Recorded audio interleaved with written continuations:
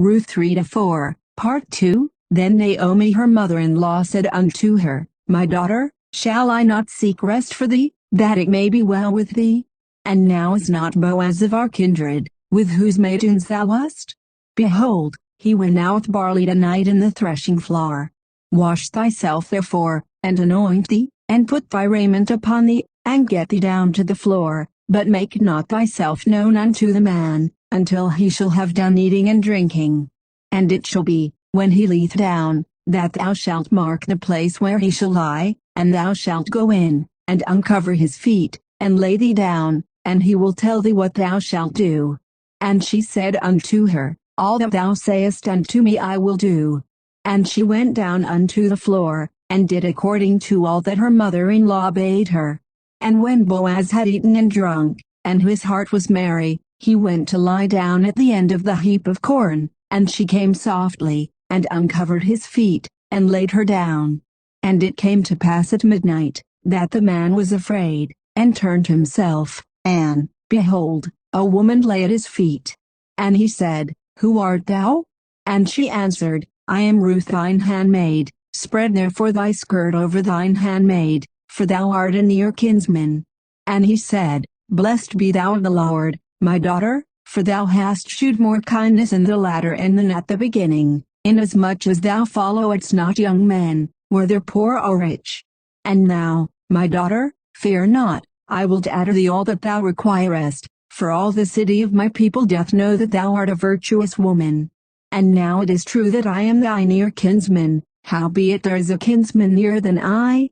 Tarry this night, and it shall be in the morning, that if he will perform unto thee the part of a kinsman, well, let him do the kinsman's part, but if he will not do the part of a kinsman to thee, then will I do the part of a kinsman to thee, as the Lord liveth, lie down until the morning.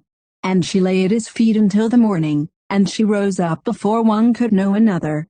And he said, Let it not be known that a woman came into the floor. Also he said, Bring the veil that thou hast upon thee, and hold it. And when she held it, he measured 6 measures of barley, and laid it on her, and she went into the city. And when she came to her mother-in-law, she said, Who art thou, my daughter? And she told her all that the man had done to her. And she said, These 6 measures of barley gave he me, for he said to me, Go not empty unto thy mother-in-law. Then said she, Sit still, my daughter, until thou know how the matter will fall, for the man will not be in rest, until he have finished the thing this day.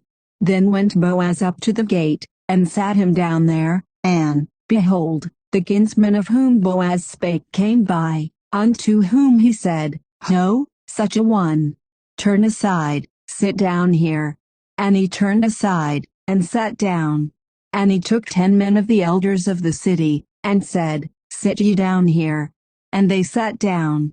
And he said unto the kinsman, Naomi, that is come again out of the country of Moab, selleth the parcel of land, which was our brother Elimelech's, and I thought to advertise thee, saying, Buy it before the inhabitants, and before the elders of my people. If thou wilt redeem it, but if thou wilt not redeem it, then tell me, that I may know, for there is none to redeem it beside thee, and I am after thee. And he said, I will redeem it. Then said Boaz, What day thou buyest the field of the hand of Naomi, thou must buy it also of Ruth the Moabitess, the wife of the dead, to raise up the name of the dead upon his inheritance. And the kinsman said, I cannot redeem it for myself, lest I mar mine own inheritance. Redeem thou my right to thyself, for I cannot redeem it.